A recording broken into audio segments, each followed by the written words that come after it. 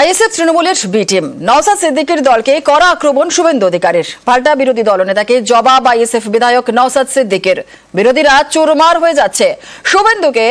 শুভেন্দু নওশাদকে কটাক্ষ কুণালের।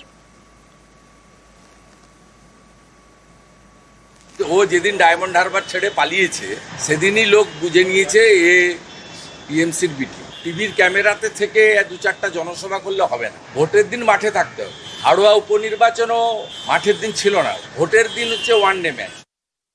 তৃণমূলের লোকজন আমাদেরকে বলতো যে আমরা বিজেপির বিটিম, এখন বিজেপির লোকজন বলছে আমরা তৃণমূলের বিটিম। আমাদেরকে অনেক রকম ভাবে দেখিয়ে দেওয়া হচ্ছে। আমরা ভাগিদারিত্বের রাজনীতি করতে এসেছি, পিছিয়ে বর্গের দলিত আদিবাসী মুসলমানের অধিকারকে প্রতিষ্ঠা করতে এসেছি। সুতরাং কারো দলের কোনো দলের লেজুর ভিত্তি হয়ে আমরা থাকবো না। এই সব বনাস দুদিন আগে তো ছিল ভাব, এর মধ্যে এই ভয়ঙ্কর পরিস্থিতি।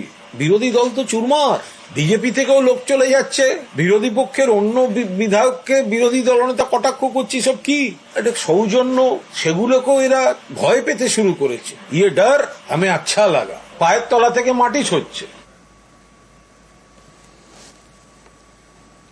ফুরফুরা শরীফে মুখ্যমন্ত্রী মমতা বন্দ্যোপাধ্যায় ইফতারে যোগ দিলেন। সম্প্রীতির বার্তা মমতা বন্দ্যোপাধ্যায়।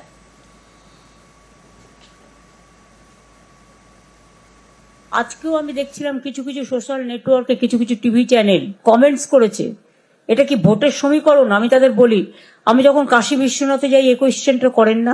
আমি যখন খ্রিস্টান নাইট সাপারে যাই তখন তো কোয়েশ্চেন করেন না?